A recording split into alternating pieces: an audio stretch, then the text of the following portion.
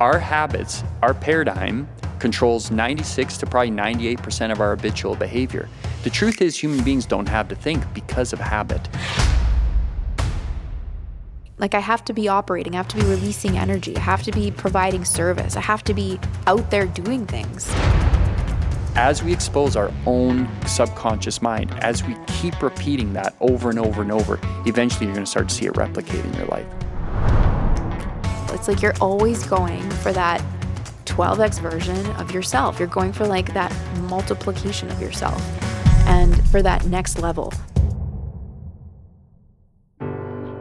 Hi, I'm Dave Conway, and I'm here with my wife, Jacqueline. Welcome to the 30-Day Year. On this podcast, we're sharing stories, ideas, and philosophies to show you what it takes to turn your annual income into your monthly income. I've learned that the first step to creating a 30-day year is entertaining new ideas that might at first appear strange or even laughable. But stick with us as we reveal that this idea is a very real way to build success. Our plan is to spark curiosity into what you're capable of achieving by exploring ideas around freedom, contribution, work, life, everything. The content may even disturb your perception of life a bit too, which we hope it does. This podcast is not about us, it's all about you. So sit back, relax, and come in with an open mind. Welcome to the 30-Day Year. I'm excited because this theme of this podcast is habit nature. And I think it's a very important topic. Our habits rule the roost. They rule our lives. They control far more than we're aware of. And they're a great topic. So I'm really looking forward to this. So to kick us off, tell me, what is a habit? Well, habits are written about. I think there's books out there, atomic habits. It's a common word that is shared everywhere.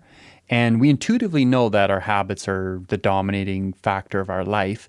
But I think we're going to share some perspective on habit today that might be new to a lot of listeners. So a habit, what it really is it's a fixed idea or a belief in the subconscious mind. So no one's ever seen a habit. You see the expression of a habit, but you need to understand that behind every habit, there's an idea. And that idea is fixed. And that idea is generally a belief system. So let's say you are in the habit of drinking water at night before you go to bed. Sure. Mm-hmm. And you're like, all right, what's the idea that's driving that activity? Because habit is an activity. Habit is behavioral.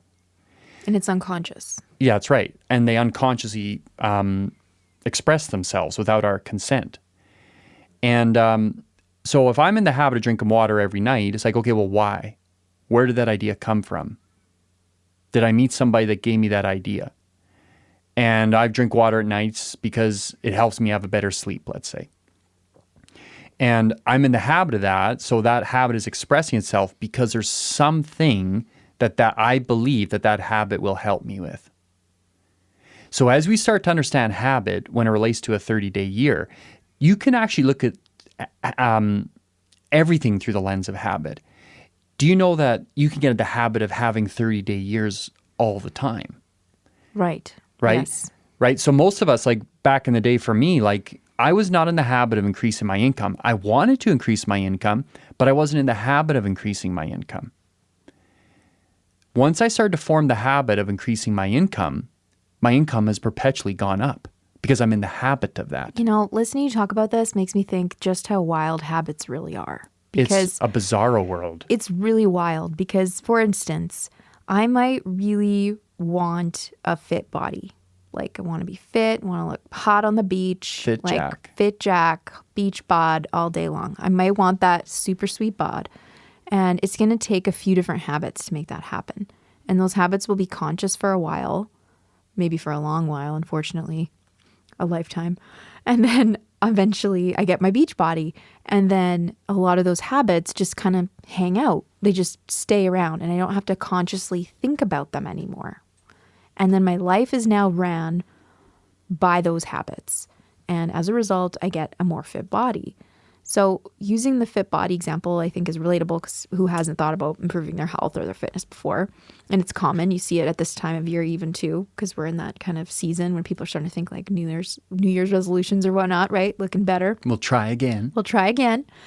But the crazy thing is that you can do the same with like income. You can do the same with your business. Like you can start to form habits within your business through your mind that will bring in more money, which is so wild to me. Like I just never would have combined the idea of like increasing my income with the conversation of habits for a very long time, not until personal development came into my life. Yeah, that's right. So like if a person is earning $5,000 a month, let's say, the reason they're earning $5,000 a month is because they're in the habit of earning $5,000 a month. Exactly. You can be programmed at it. That's right. You're programmed at that. And every person on the planet, and this is amazing news, this is one of the biggest pieces of information I was missing. So I was out there for 15 years trying to create success and was unable to do it. The reason was because I never knew about the paradigm. I never truly understood habits. Now, a paradigm is a multitude of habits that is fixed in our subconscious mind. And they control all of our behavior, and they control our thinking, and they control our emotions. Every person in the world has a habit of thought. You have a habit nature when it comes to your thoughts. You also have a habit nature when it comes to your emotions. Yes. So emotions are habitual too. So if someone says something to you, let's say you're a sensitive person and you get, triggered easy. Someone says something to you, then you'll react to that thing. So habits are reactive. They're not necessarily responsive. They're reactive. And we go through our day in a habitual state. Our habits, our paradigm controls 96 to probably 98% of our habitual behavior. The truth is human beings don't have to think because of habit. Yes, that's right. Because so much of our life we can just run on autopilot. Yeah. And just because you want something doesn't mean you have the habit of it yet. Right. So Okay. And the other crazy thing, that just came to me is that if I have this habit, let's say, of earning $1 million a year, that's my goal. I want to make that a habit. As soon as that becomes a habit, it becomes automatic. I don't need to think about it anymore. It's no longer a goal. That's right. And then you need to replace that with something else. That's right. It's become natural. It's just a little crazy. Yeah. So if you think about 30-day year, like if you look at a 30-day year philosophy through the lens of habit. So let's say you just form the habit of constantly producing 30-day years. So let's say, like for me, for example, my first goal is to go from $5,000 to $100,000 a month. 31 months later of setting that goal, I achieved it. But it was a habit. 2 months after, I did it again and again and again and again. It became a part of my paradigm. Then I had to change the habit to over $1 million a month. Right. Then that's the next goal. You go from $10,000 a month to $100,000 a month, and then you go from $100,000 a month to $1 million a month. Then you'd have to go from $1 million a month to $10 million a month, and that'll fill a lifetime. Once the goal becomes a habit, you don't have to think about it It's no longer a goal. It's no longer a goal. Even when you set a goal, you need to understand that that goal in time will become a habit. So ultimately, the goal is to make the goal a habit. Ooh, you got it. That's right. It's really trippy stuff. It is and it isn't. Like, it seems so kind of common sense, but then in the same conversation, it doesn't. Like, it's not common sense. It's not something you're going to talk about day in and day out, unless, you're you and you do the work you do. But like, if you're in like a business seminar, a classic business seminar, they're not talking about setting a goal for your company and then turning that goal into a habit within your team. Like that, I've never heard that outside of this, you and I right now. Yeah, turning it into a habit. Right, so turning it into a habit. Turning your goals of your team into the habit of the team. That's right. Yeah. That's right. So when you look at goals, when you look at a 30-day year, you can accept the idea of saying, okay, I'm always producing a 30-day year. Now, for me, it took 31 months to achieve the goal of $100,000 a month, to take our household income to our monthly income. And after that, then you had to do it again. And then it took another 3 years after that to have the first $1 million month. and to form it into a habit, I don't leave a goal until it is habitual. Well, yes, you would have to. Yeah, because I don't want a flash in the pan. I want it to be a part of my paradigm. So if I know it's not constantly on the outside, I know it's not baked right in on the inside. Anyone can have like a spike and then go right back, or a spike and go halfway down. Well, that's what most people's habit is.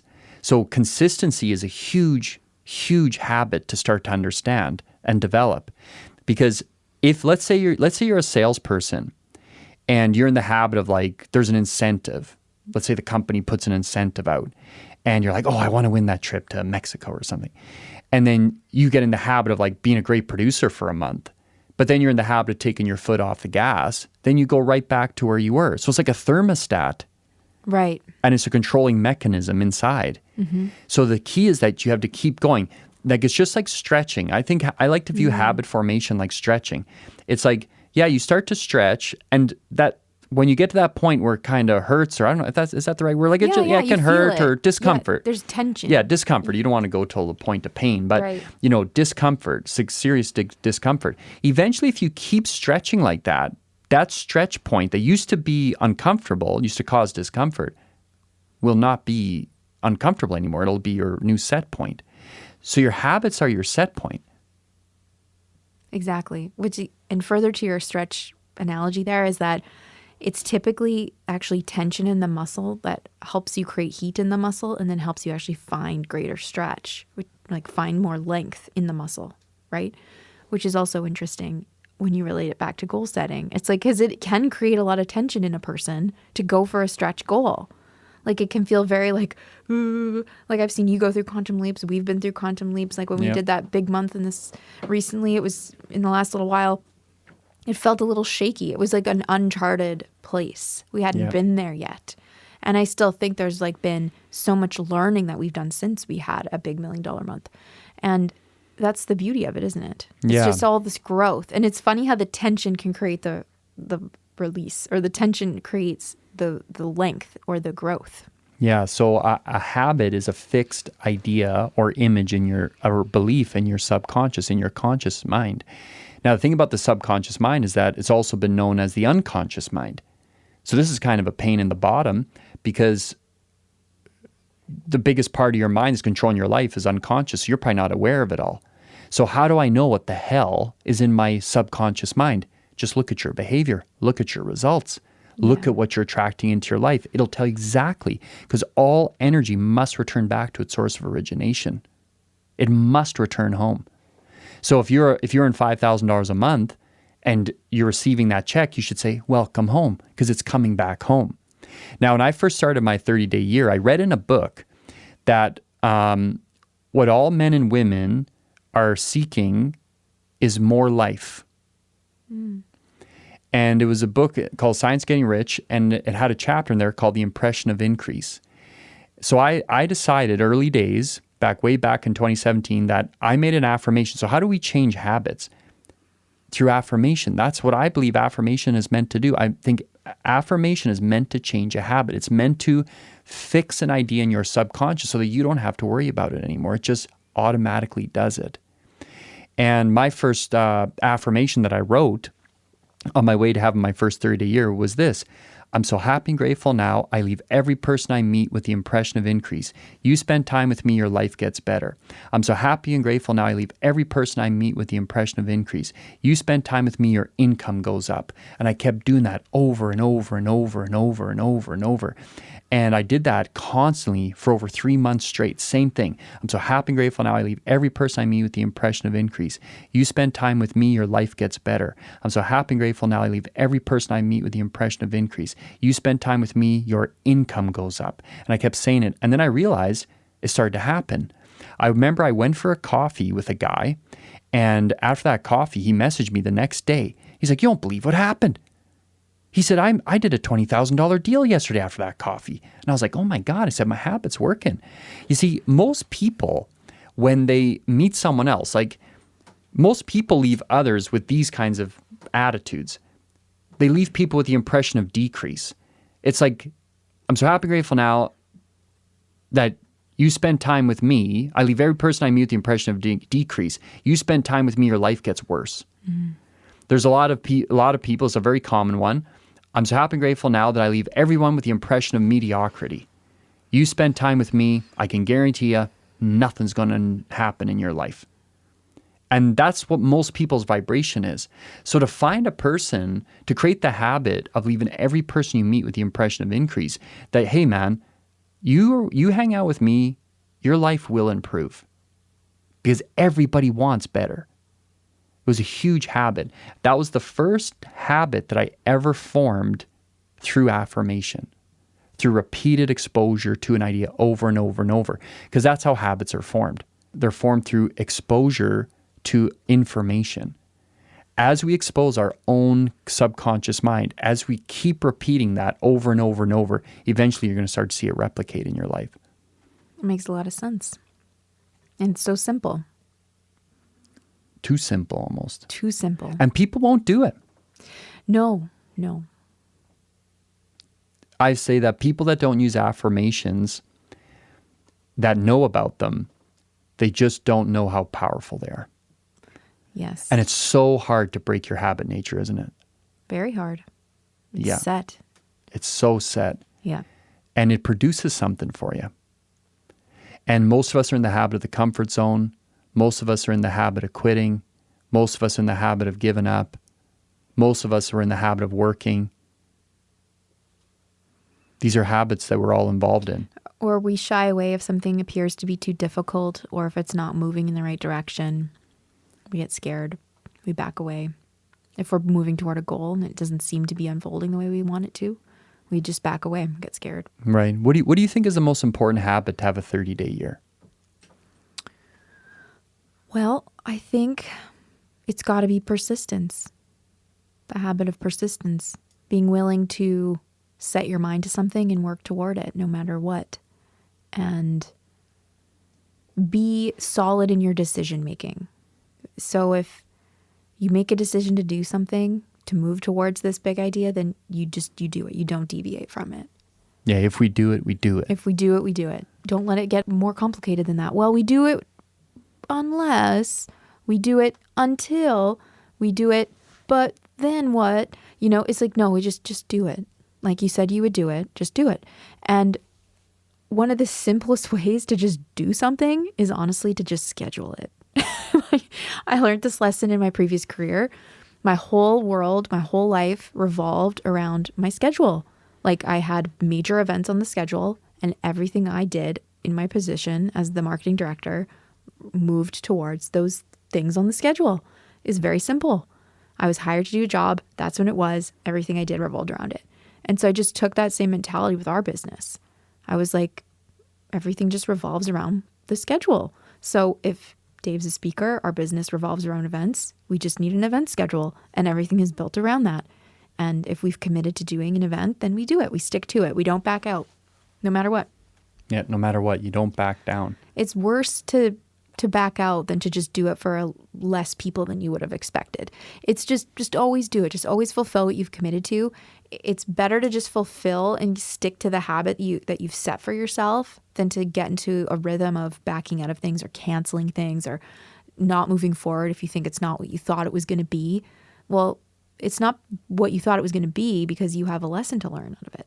Yeah, so, I know. I remember my first 3 webinars that I did, and no one came. I feel like, didn't I go? Like I don't think you went to any. There was one friend did come, Scott or Rob Begg from Scotland. Oh, he's good. Yeah. Yeah, and he came to one, and I remember, he came, but no one else came, and I still did them. That's good. And I remember a person saying to me, "Oh, that's so sad." It's like, "Oh, Dave, that's so sad." Right. And I was like, not really. I feel sad for all the world that didn't get to come to the greatest event of all time, Absolutely. The greatest webinar ever. So funny. Right? It is key because it's easy to make a decision in the moment. And I think that's essential for the 30-day year. It's like, it's easy to make a decision in the moment when the desire is hot, when the ambition is there, when the thrill of the idea and a whole new world is in front of you. That's easy. Yeah. So what separates everybody? Well, it's persistence. That's right. It is persistence. And you have to just think about it. Like, one way I think about it is that I persist because my business has to operate. Like, I have to be operating. I have to be releasing energy. I have to be providing service. I have to be out there doing things. If I'm not, I don't have a business. Like, I have to be delivering. And if you're not delivering, then that's why the business isn't flowing in. Right? Yeah, that's right. And when it comes to habits too, I think it's important. Like, I think, once we get the excitement of like, oh, like I'm gonna like change my whole life, when it comes to habit, what I've found is that it's best just to tackle one or two at a time. For example, like, put this in perspective. Would you rather get in a fist fight with 30 people, 30 against one, or 1 against 1? Well, I think the answer is obvious. Yeah, and even that's right. And even that one-on-one, you can still lose that. You definitely can. Lots of times. Yeah. So when we start to change habits, and that's why I love the 30-year philosophy, and I love living by the 30-year philosophy, because it's just endless. All the improvement that you can do to yourself, all the awareness you can find, all the new gears that you can find in yourself. I think that's the greatest joy. And I love living through a 30-year philosophy. I love it. Right. It keeps it simple. Like, it does. It's not easy, but it does keep it simple. It's like you're always going for that 12x version of yourself. You're going for like that multiplication of yourself and for that next level. But just knowing that to achieve that next level, it's always going to be like this fine tuning. It's like that razor's edge, the slight, small tweaks that need to happen. And they don't happen overnight. Typically, it's like that repetition you always speak of with autosuggestion. It's like, if I really want to improve my service delivery, why not try Dave's affirmation of, I want to leave everyone I meet with the impression of increase. Every person I come in contact with, their life gets better. Why not try it? What do you have to lose? And you imagine if you just adopt that thinking for a little bit and how you'll just slowly start to chisel away and suddenly find this like beautiful new version of yourself hiding within your existing self. Like, it's really cool. You're like a sculptor, aren't you? Yes. We're all like sculptors. Of yourself. Of yourself. Because you've already been sculpted by someone else. So that's right. You'll never find someone like, everyone knows that changing a habit is tough. And I could write down right now, if I asked myself and I asked everybody, write down one bad habit that you have right now. You could probably write one down. Oh, yes. Right? But the interesting thing is that, where the hell did that come from? Like, I guarantee you that you're never going to write down, I'm so happy and grateful now that I always struggle with money and I'm broke. I'm so happy and grateful now, I always struggle with money and I'm broke. I'm so happy and grateful now that I always struggle with money and I'm broke. Like, there's no chance in hell there's anyone in the world that's ever written that down. But it's in your habit nature. So where the hell did it come from? They come from our environment. Right. They come when we're young, when we're just a purely subconscious mind, when we're totally open. Right. Where did your accent come from? Repeated exposure to people through your environment that talk that way. No one is born with an accent. No one is born with a religion. So much of us is completely programmed into That's us right. when we have no ability to do otherwise. That's right. And so what's interesting, you said programmed, like things are programmed into us. And I think where we sometimes can lose our way, or where the skepticism might come in perhaps with people in personal development, is that you're programmed through your environment and that just happens. It's just around you. It's just happening. But to reprogram it requires you to take charge of that environment, whether that's through affirmation, through the information you're listening to, through the books you're reading, through the people you hang out with. And I think people don't necessarily believe that all the time, but it's so true. Like, you can take ownership of what information, what images are going into your head, what information is coming into your mind. You can take ownership of that. You can break away from whatever environment has currently programmed you if you want to change. You just have to know that you can do it. Yeah, and the easiest way I found, like, affirmations is a solid way to start building an internal environment, because that's really what you're doing. Like, you're building an internal environment when you use affirmations, when you attempt to change a habit through it. But at the end of the day, it's going to be your environment that's going to stop you from having a 30-day year, your actual physical environment.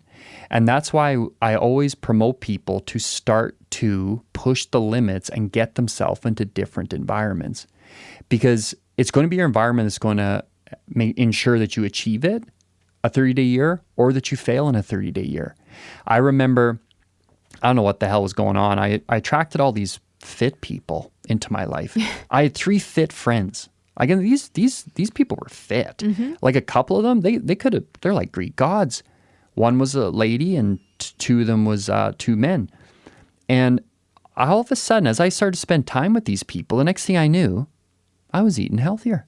The next thing I knew, I was spending some of my activity time doing exercise with these people.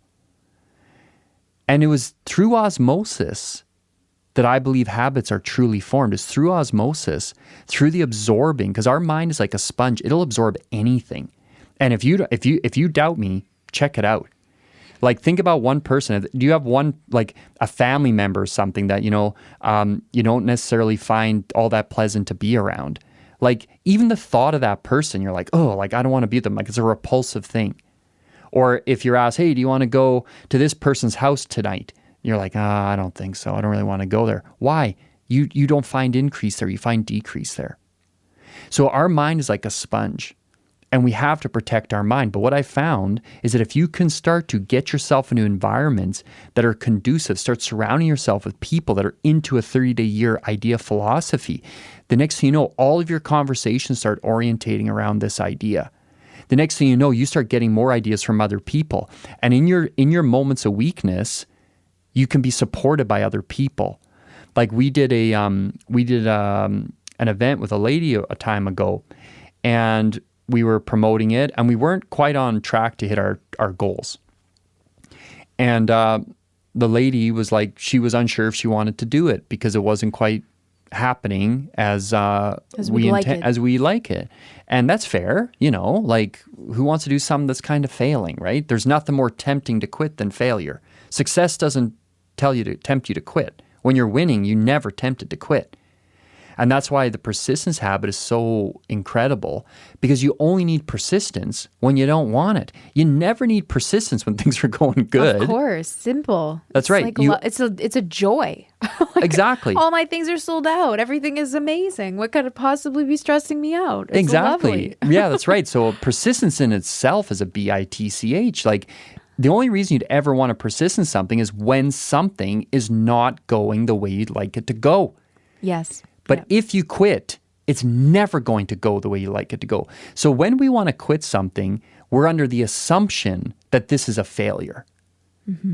And what I found is that the universe, I know for me in my personal life, during this, living this 30-year philosophy, that during my experience with it is that the universe has given me failures to wake me up to something, to remove an ignorance. And if we quit, it's done. If you quit, it's done. 100% it's done. At least with persistence, there's still hope or faith connected to that thing. And you're still making that original decision, saying, you know what, I'm a person that follows through on my decisions. So when this lady was sharing this, our team, our mastermind, who has already developed the habit of persistence, was like, what? Like, no, we'll do it. And that's teamwork. It's not a judgment on that lady. It's that the team was there for her in that moment. And I think we get too judgmental of people too fast. If we're a team and if we form a group of people that are moving towards something, let's support each other. Let's not condemn each other. Let's support each other. And she benefited so much from that. When we did the event, she was over the moon. She didn't want to stop. She wanted to do another one. That's right. But we've done so many of them, we know the rodeo. And that's the thing about the 30-year philosophy. As you start to live it, you're going to be like, I know this section of the journey. There's the lows, there's the mediocre parts, and then there's the high parts. And you're going to find that you're failing more than you're winning. For sure. Yeah. But what you do start to notice is that there's like this steady growth, steady incremental growth. There's like this urgency, like a slight pressure towards the goal at all times. Like it never slows down. This is really funny, but Dave taught me this lesson by walking into a really busy music festival once. I don't know if anyone's been in a crowd of about 50,000 people before, but if you have, you'll understand what I'm going to describe here in a second. So we're at a festival, and if you don't maintain your ground, like hold your ground and like kind of move with the crowd at a steady pressure, I kid you not, you will be at the back of that group of 50,000 people. But if you just like hold your own and you like make your way forward, you can get to the stages you need to get to. You can see a calm pressure. Calm pressure. And you have to hold your ground. Forward pressure. Because that crowd of people, they're coming. And they are hungry. And they are wearing their band t-shirts. And they're maybe on something. They are coming. And so you have to hold your ground. It's very easy to get trampled. Yeah, with a healthy, steady pressure. Yes. Forward pressure. Yeah. You can cut your way right through that crowd. Yeah, you taught me a really valuable lesson that day. I'll never forget it. You taught me a couple times. We did it at one event too, where I think we wanted to get into this really funky kind of like who's who art party. And the tickets were sold out, but they had 50 seats at the door. And we were like, okay, let's go early, see if we can get one of these 50 seats. So sure enough, there's me and Dave in the line. It's like minus 25. It's the middle of winter, Celsius, by the way. And we're like standing in the line and like steady pressure. Who do you think was number 49 and 50? Dave and Jacqueline Conway. We were number 49 and 50. We made it into the bougie art party because of the steady pressure. Yeah. It was such a valuable lesson. The people that we started with never got in. We cut through that crowd like a hot knife through butter, baby. We sure did. That's persistence. It's like the urgency. It's like you just keep moving. Yeah. So I believe that the ultimate habit, and I totally agree with you, Jack, I think the ultimate habit to habit formation is to form the habit of persistence. 100%. And you can cut your way right into a 30-day year. It might take you, like it took me, 31 months to have your first 30-day year. I've seen people do it in 9 months. I've seen people do it in 14 months. I've seen people do it in 3 years. That would probably be the max for a person that's truly going after it. Yeah. But that persistence habit, the people that don't get it never form that habit.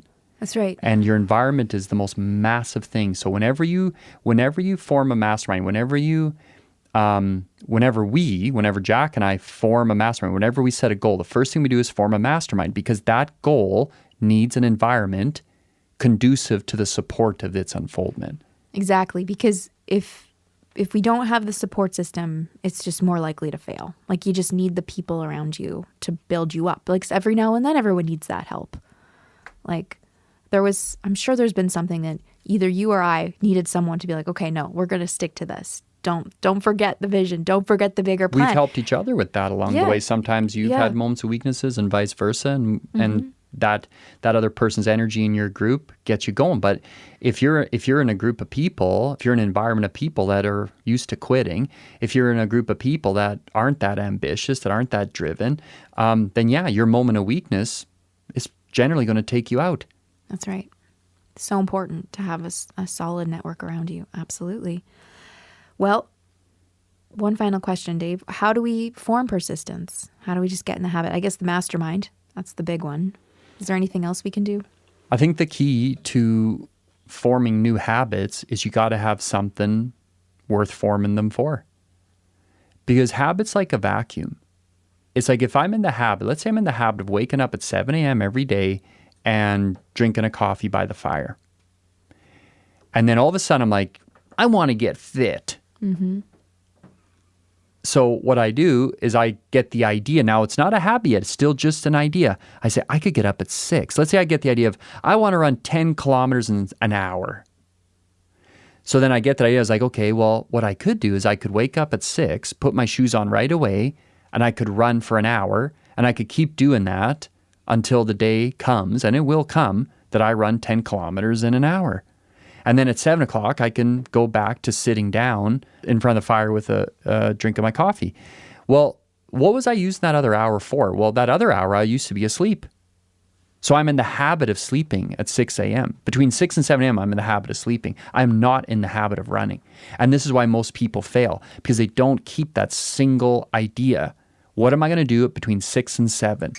So I have to do it when I don't want to do it. Mm-hmm. I have to do it when I do want to do it. Right. I have to do it when I'm indifferent to doing it, because it's so easy to get a little surge of excitement around an idea and then to drift off. So, and that's why we don't want to change too much at one time, because if we try that, we're going to get our asses kicked. Absolutely. So it would seem that there's a really powerful bedfellow to this idea of persistence, and that bedfellow would be not letting yourself off the hook, like getting in the habit of not letting yourself off the hook. So how do we do that? Well, we have a mastermind. We get people around us to support us.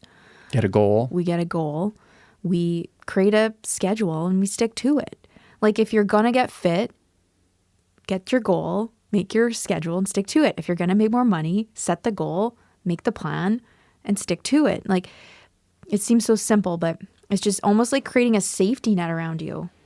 That's going to hold you up in case you fall. Like we all need help. We all need help. It's like building that net around ourselves. We all need help. Like I remember, I was on a sales team, and there was a lady on the team. I'll never forget this. We were at a training, and she said that she wanted to start to make a sale every day by 7 a.m. Now, most people, they don't even start work till 9 or 10. They might not even be in front of a prospect by 9 or 10. Some people can go 1 day, 2 day, 3 day and never even do one single sales presentation. And this lady's not saying she wants to do a presentation. She said I want to close a sale every day by 7. I want to be winning. I want to have my day done by 7 a.m. I'll never forget, in the coming weeks, this lady's name started coming through the ticker by 7 a.m. Wow. She got that one single idea. She soaked her mind in the idea. She was surrounded by people that kept her accountable and supported her to that idea. That lady became a multimillionaire. I'll never forget when she started driving. She showed up once in a Ferrari. Yeah, that's badass. All from the one habit. One habit can change your whole life. One habit changed my life.